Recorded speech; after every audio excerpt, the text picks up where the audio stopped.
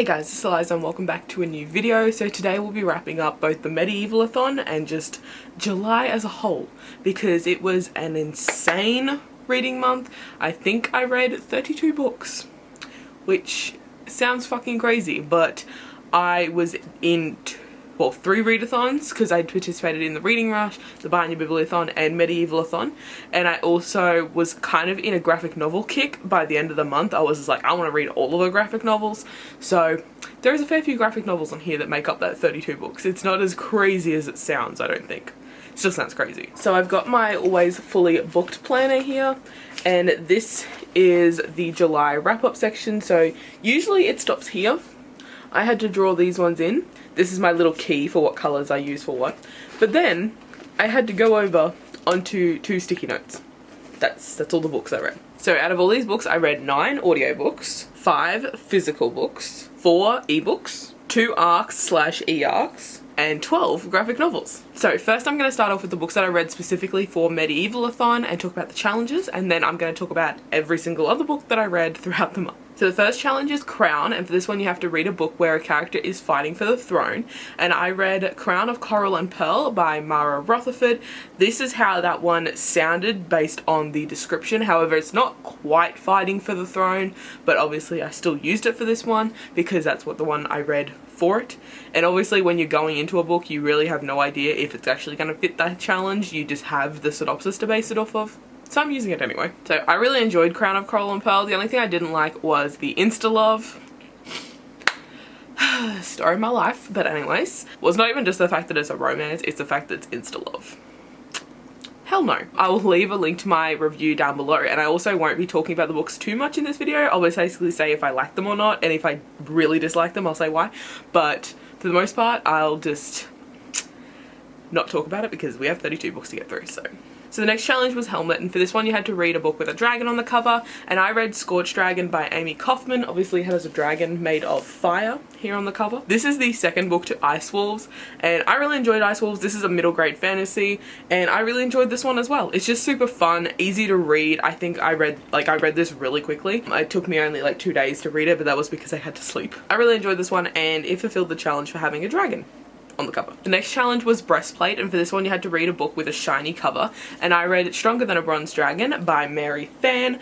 This one has like a really interesting cover. It's metallic, but it's also matte, so it's not like shiny, like full-on reflective shiny, but it is shiny, and it does look shinier in person than it does on camera, because when I said that this was a shiny book and I edited that bit of footage, I'm like, it doesn't look very shiny, but it is, because it's like, yeah, this really weird metallic matte, and it's really cool. It's also a really pretty cover. So this is another one I have reviewed because I did receive this as an e-arc. I ended up reading the physical copy, obviously, if you can see the tabs there, but I did receive the e-arc, so thank you to Page Street Publishing for sending that one my way, and I will leave the link down below to the review. But I did really enjoy this one as well. It wasn't 100% a favorite. There was a few things I didn't love about it, but I enjoyed it, and it was just a super fun book. The next challenge was Legging, and for this one you had to read a thick paperback, and I read Grave Mercy by Robin Lefevre. I'm still not sure how to pronounce that last name.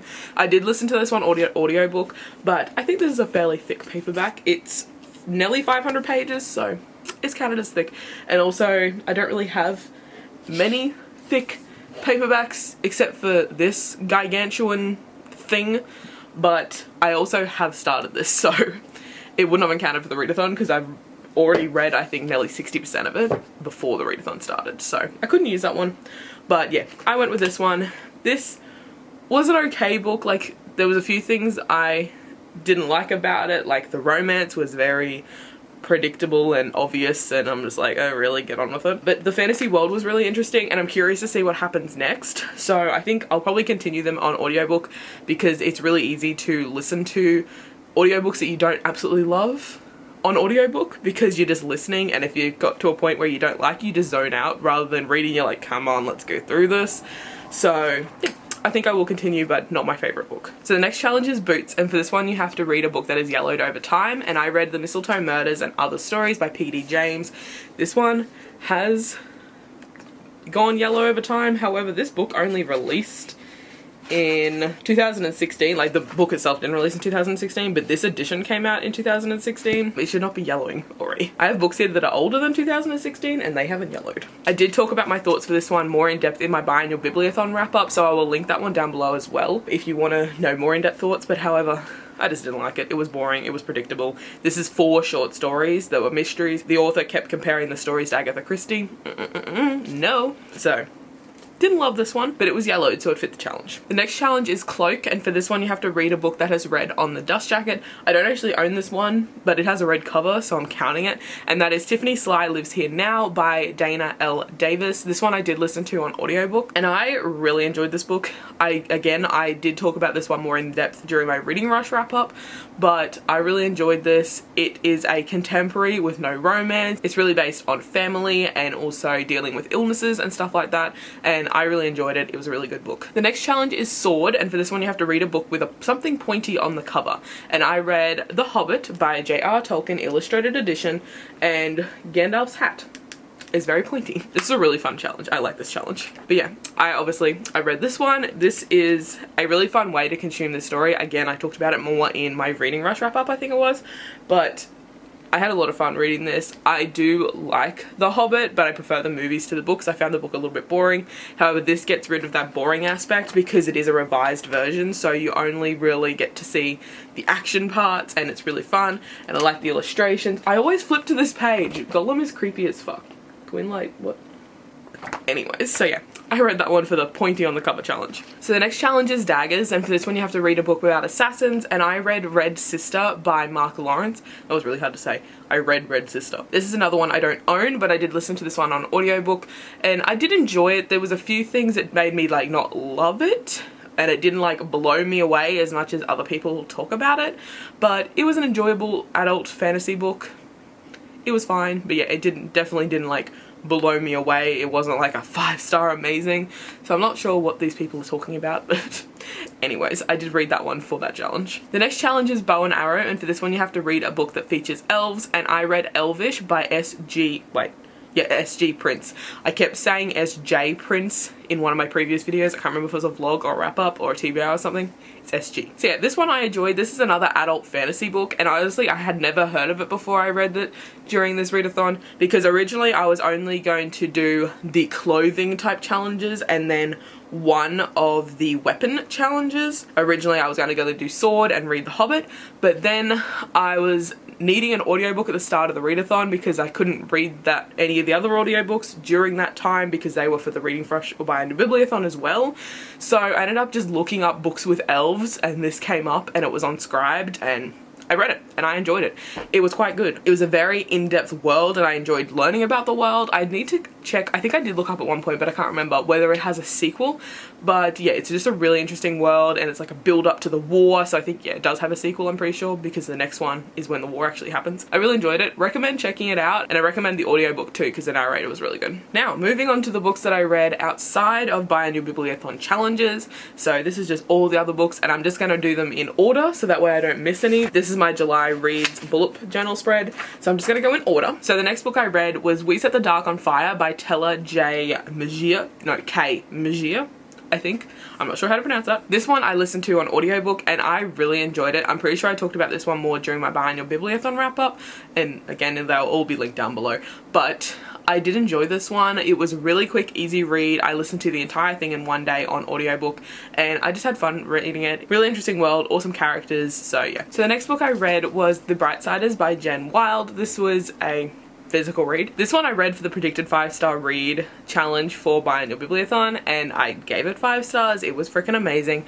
I really enjoyed Jen Wild's writing, even though I'm not usually a contemporary romance fan. I love her writing. There's just something about the stories that she creates that I love, even though romance isn't my thing. I really enjoyed this one. Highly recommend any of Jen Wild's works. I still need to pick up her newest one, but I'm keen because I have loved the 3 stories of hers that I've read so far. The next book I read was a graphic novel, and that was Monstrous Volume 1 by Marjorie Liu and Sana Takada. This one, again, I talked about more in depthly. I'm not going to say that anymore. Some of these I talked about more in depthly, so if you want to know my thoughts, down below. This one is an adult fantasy book, and I highly recommend being on the older side when you read this, because it's not just like the in-depth violence, but there is a couple things that are said that even I was like, what the fuck? But yeah, I really enjoyed the art style. I enjoyed the story. It took me a fair while to get into this book, but I enjoyed it overall, and I'm keen to see what happens next because it kind of ends on like a cliffhanger.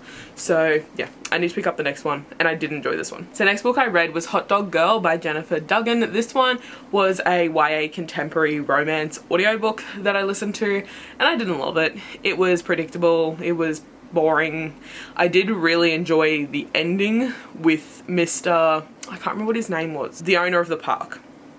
I can't remember what his name is. If you've read it, you will understand. That was really cute, really sweet. I enjoyed that bit. But the whole romance situation, I was just like, oh, really? And it was also kind of harmful. Like, I don't recommend doing that to someone. So the next one I read was This Cruel Design by Emily Sue Varda. This is the second book to This Mortal Coil, and I freaking love this series. It is so damn good. This is like insane on steroids. It is fucking crazy, and I just love it. There is so many twists and turns. It is so unpredictable. I love the characters, except for Cole. He annoys me.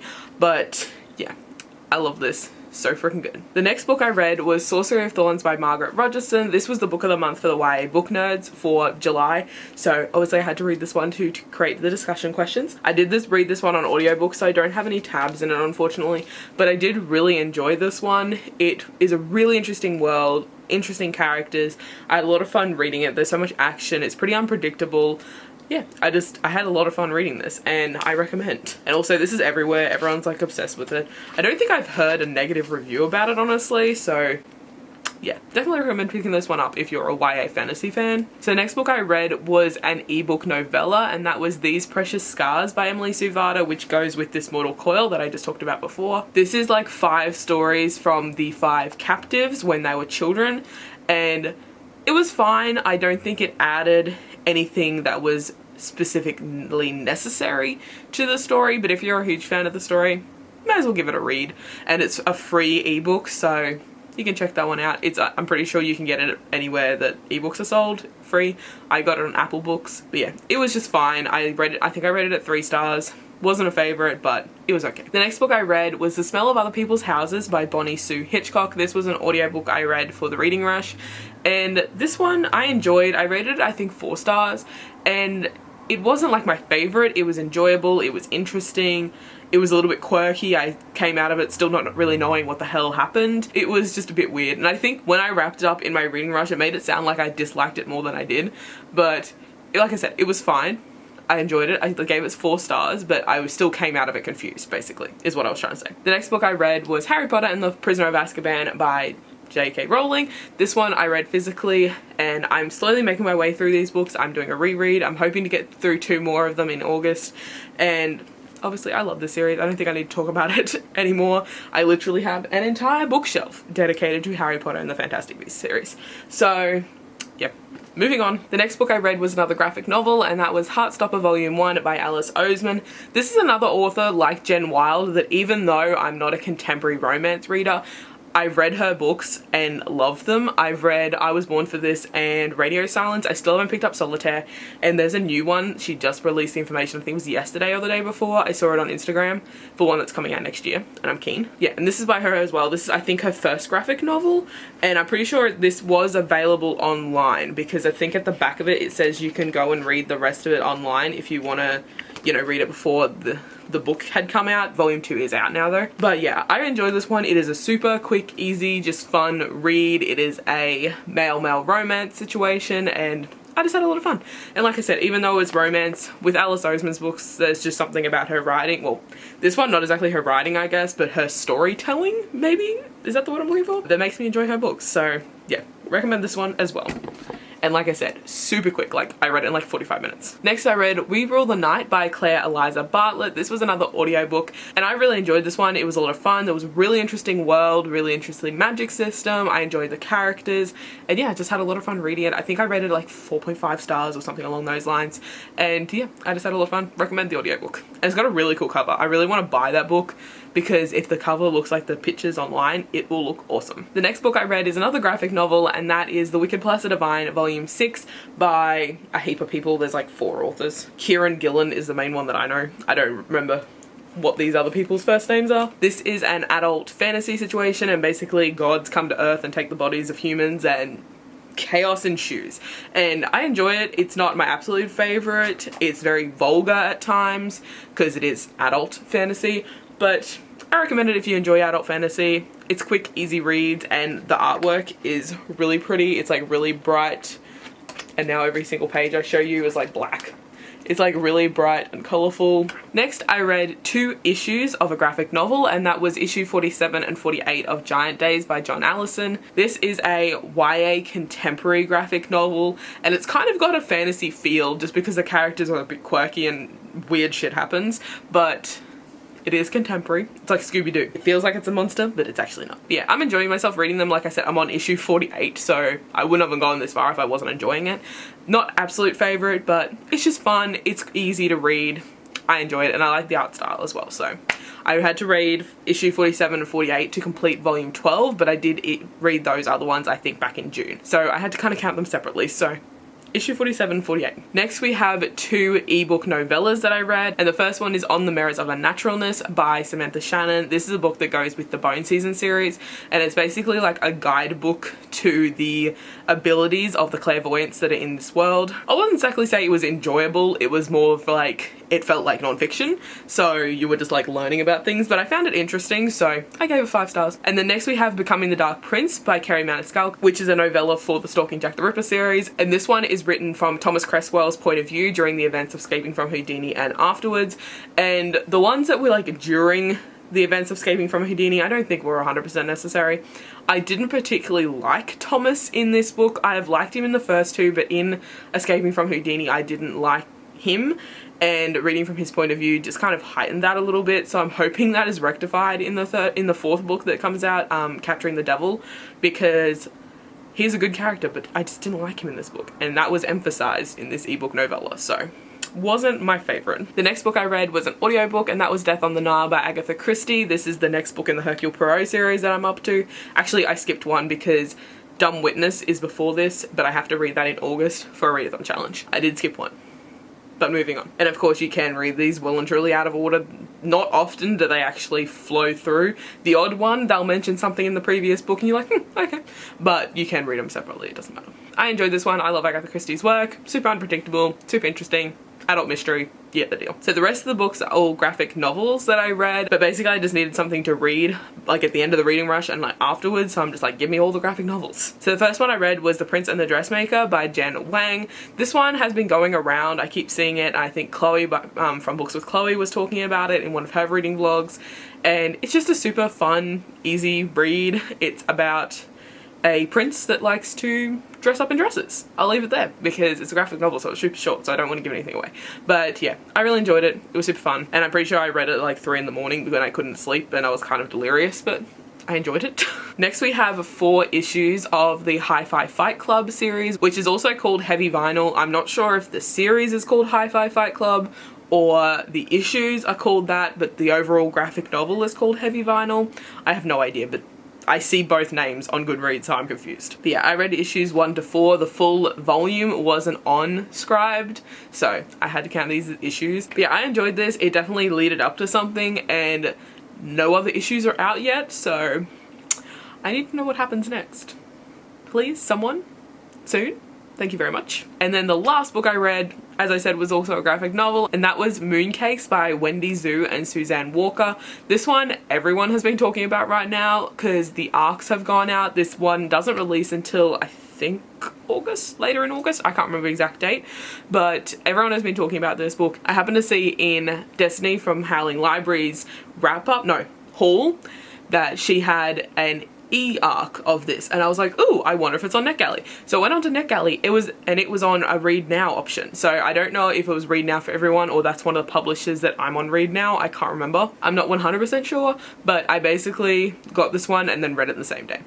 So I do need to review it though. So if I get that review done before this wrap up goes up, I'll leave it linked down below. But if not, it'll be coming soon on my blog. But yeah, I really enjoyed this one. Really interesting characters, really interesting world. It's like paranormal, fantasy, YA, magic situation, witches and like werewolves and stuff, and I really enjoyed it. So highly recommend checking that one out, and if you're on NetGalley, go and check out to see if it's on Read Now for you, because it could have just been the Australian publisher, I don't know, but check it out. So yeah, that is all the books that I read during July. It was an insane reading month, and I think August is going to be just as crazy, but I am super keen for it because I am getting through my Goodreads goal, because before July started, I think I was like 7 books behind, and now I'm like 12 books ahead of my reading goal, and I'm living it. It's great. I've definitely bounced back from the slump that I was in from like December to March-ish, and then was like slowly building back up, and now I'm like back in well and truly full force and loving it. So yeah, let me know in the comments what your favorite book you read in July was, and I will talk to you guys in the next video.